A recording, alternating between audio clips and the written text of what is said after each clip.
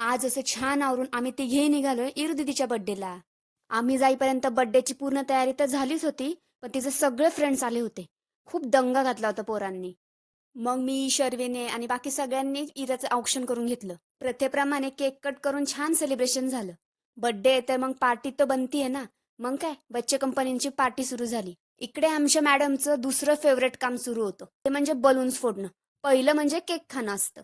इराला आत्ताच एक छोटी सिस्टर आली आहे. त्यामुळे तिला डिस्टर्ब होईल म्हणून शर्वीला आवरतं घेतलं. बड्डे संपल्यावर तर मेन काम राहतं ते म्हणजे गिफ्ट्स फोडून बघणं. मुलं लगेच कामाला लागली होती. त्यातली खेळणी पण लगेच काढून खेळायला चालू केली होती. हल्ली खूपच वेगवेगळ्या प्रकारची खेळणी येतात बाबा.